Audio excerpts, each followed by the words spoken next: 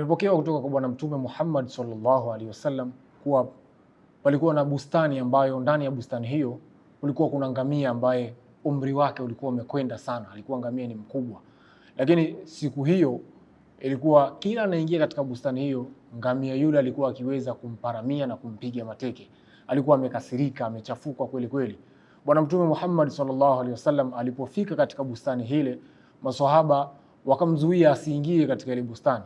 Lakini Bwana Mtume Muhammad sallallahu alaihi wasallam akawaambia, niacheni niingie katika bustani hii. Wakawa wamemwacha na Bwana Mtume Muhammad sallallahu alaihi wasallam akawa ameingia katika bustani hili.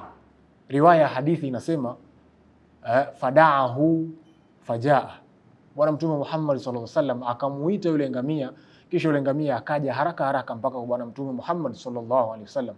Alipofika pale, fawadaa mashfarahu, akaweka midomo yake katika masikio matukufu ya Bwana Mtume Muhammad sallallahu alaihi wasallam. Kisha kuna maneno akawa anamwambia, yani yule ngamia akawa anamnong'oneza Bwana Mtume Muhammad sallallahu alaihi wasallam. Kisha baada ya kumwambia maneno yale, ama baada ya kumnong'oneza Bwana Mtume Muhammad sallallahu alaihi wasallam, Bwana Mtume akawageukia wale watu wanaomfuga yule ngamia, akawaambia, huyu ngamia kuna maneno amenishtakia. Anasema kwamba mnampa chakula kidogo, amenishtakia mimi kuwa mnampa chakula kidogo, lakini pia mnamfanyisha kazi nyingi sana. Kwa hivyo ndio maana leo amekasirika, kila anaingia katika bustani hii anamparamia na kumpiga. Wale wanaomfuga yule ngamia wakamwambia Bwana Mtume sallallahu alaihi wasallam, ya Rasulullah, ni kweli kabisa tunamfanyisha kazi nyingi, lakini chakula pia tunampa kidogo. Bwana Mtume akawa amewakataza wasifanye tena jambo hilo. Hadithi hii inatufundisha nini?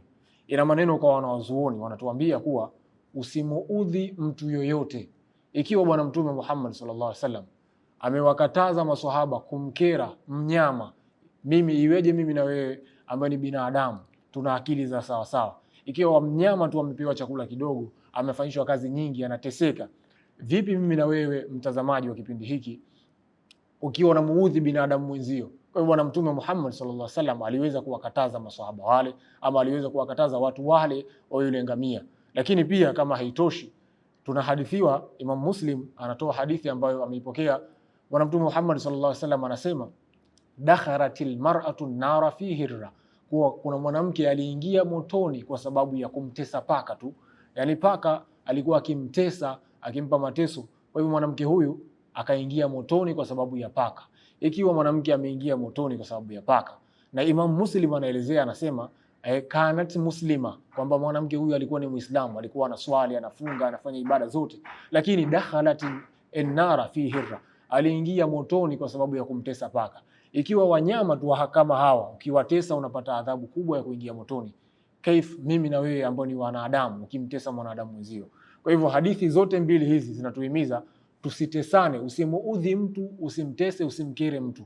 Ishi na watu kwa tabia iliyokuwa njema. Na Bwana Mtume sehemu nyingine alituambia, wa khaliqin nasa bi khuluqin hasana, kwamba na tuishi na watu kwa tabia iliyokuwa nzuri, kwa tabia iliyokuwa njema ya sawa sawa, ili tuweze kupata salama hapa duniani. Kwa hivyo mafundisho ya hadithi hizi ni kwamba tusikerane, tusiishi kwa kuchukiana, kwa kubaguana, kwa kutesana.